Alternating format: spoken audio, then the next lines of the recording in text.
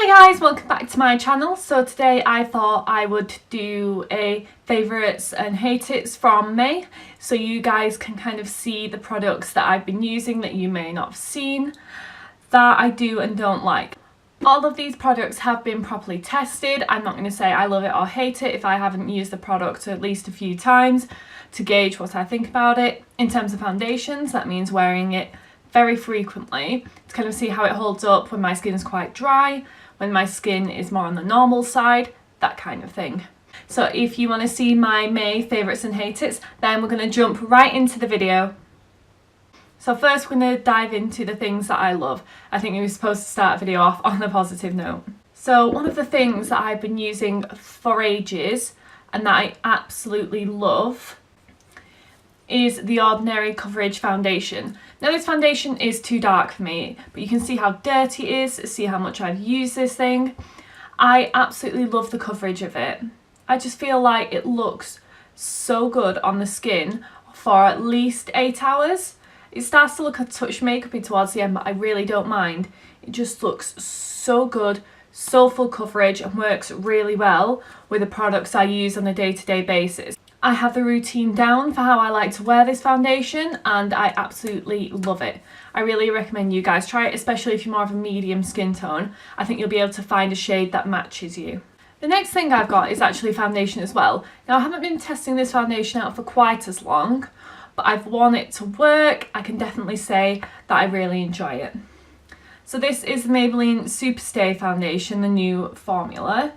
And I have been wearing the shade 0.5 Light Beige, even though it's too dark for me, because of how much I love it. I just blend it like completely down my neck so you can't tell. And honestly, it just lasts so well on my skin. Like, I wear glasses for work and it does bunch up here, but that is it. I feel like on my dry skin, it still looks really good and it still holds really well throughout the day. I don't have the dry flakes on my forehead that I can get really easily. I just think it looks really, really good on the skin. The next thing I want to talk about is the thing that I use to set my makeup at the end, once all my powder products and everything are on, is MAC Fix Plus. Now everyone and their mum raves about this product. There must be a reason that people rave about it, and I can really see why. It looks so good. It literally melts your makeup into your face. You can look quite powdery, especially if you're a person that bakes. You can look really powdery after you've popped all your powder on to try and set your makeup in place to make it last. And honestly, it just melts everything together and makes your makeup look so much more natural. You don't look powdery at all wearing this.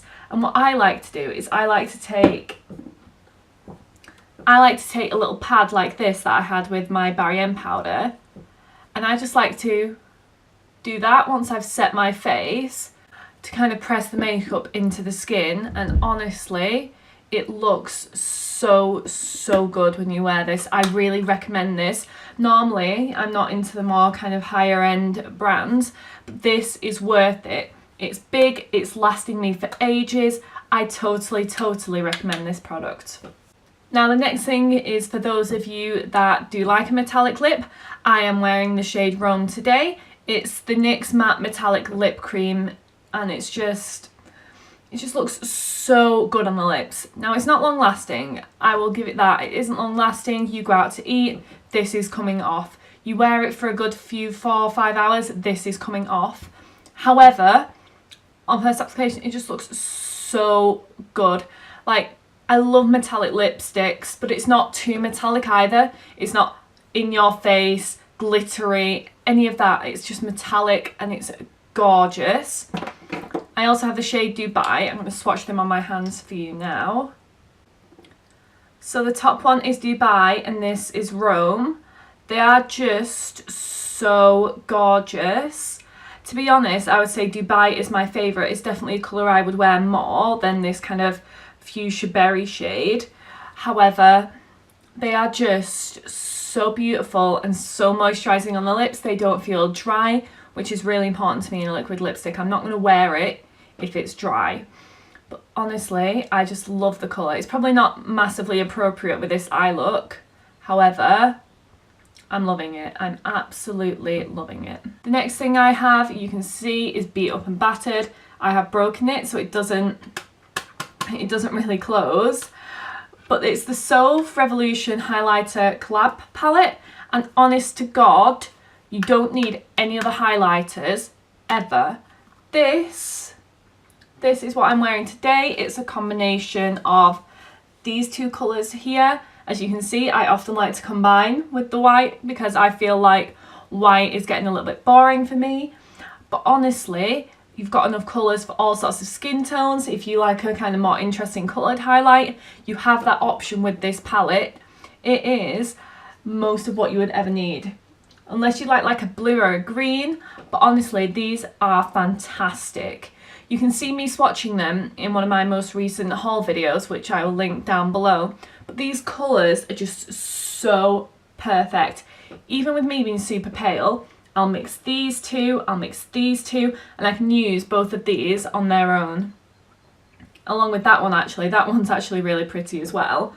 I use the others on my eyes. Oh, I actually highlight occasionally with a purple one as well. You can kind of see that I use it as an inner corner highlight too. They're amazing. I use it every day. I wouldn't recommend this to you guys if I didn't love it. And you know what? It's £8. £8 from Superdrug. With student discount, it's £7.20.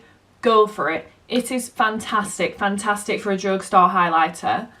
Absolutely incredible. And we're all pro YouTube here, so go out and support people that collab, because honestly, the amount of work that is put into product collabs is immense, and you can see it. You can really see it in this palette.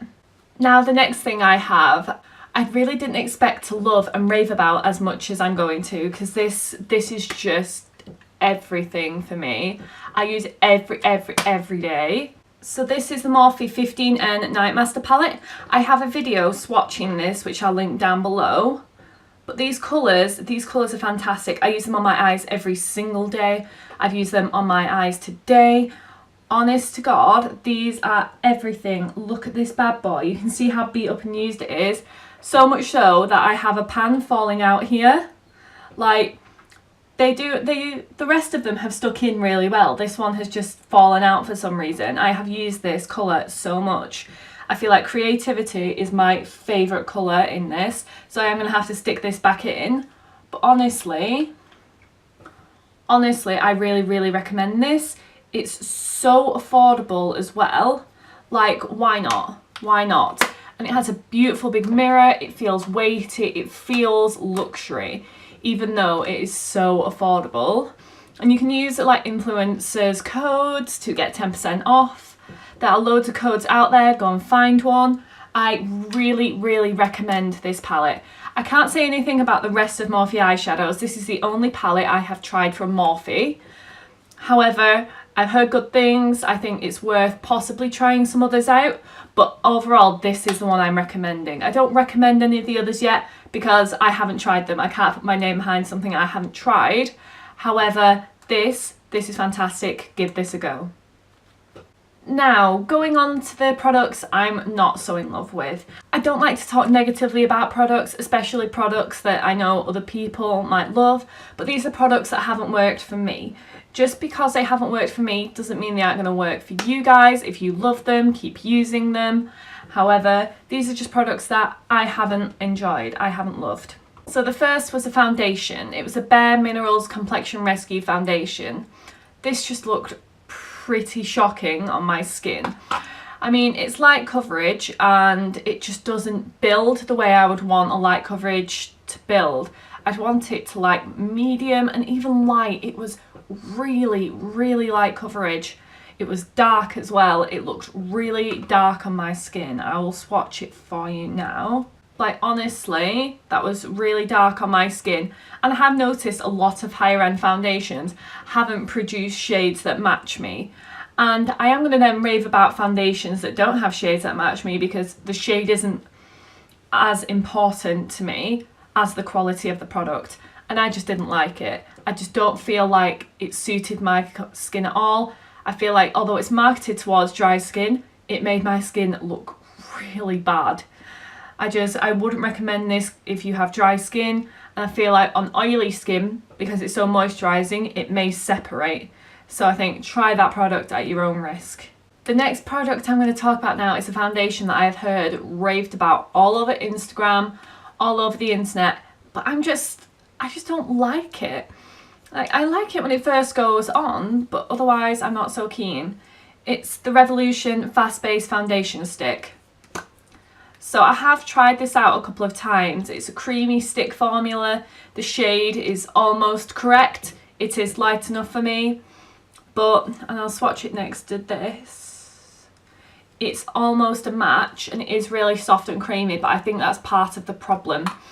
I find like it goes on really nice, really full coverage, and then after a few hours it starts to separate here and here. I find that that's my more oily patches, and it just doesn't tend to look good by the end of the day. It rubs off really easily. I just don't think it sits well on my skin. It doesn't kind of seem to sink in at all. It sits on your skin and moves, and that's really not what I'm loving in a foundation. I feel like it has fantastic shade range, and if you have super dry skin, I think this would work for you a little bit more because it's not going to separate on you. However, now I've got my skin into a good position skincare wise, I feel like it just doesn't look good on me at all. So the next couple of things I'm going to mention are also Revolution products. This is not me bashing on Revolution at all. I love Revolution makeup. Revolution makeup is some of my favourite makeup out there. However, these are products that just haven't worked for me. This is a Revolution liquid highlighter. I have the shade Starlight. The problem I have is more to do with liquid highlighters as a rule rather than this product in particular. It swatches so beautifully. Like, look at that. Do you not just want something like that on your face? I wanted it to look beautiful on my face like that, but it just didn't. The problem I have is if you put it over your foundation, which is what I would prefer to do, that's how I do my makeup. So what it does is you pop it on the skin and the foundation separates underneath. You end up with like an extra foundation kind of ring around the edge where you can see your skin under the highlighter because there's no foundation there anymore. It just doesn't look good at all. My mum commented that it didn't look good on me, and my mum's not so makeup savvy, so that tells me that this doesn't look good on me at all, that it separates your foundation. It just doesn't look that good on the skin.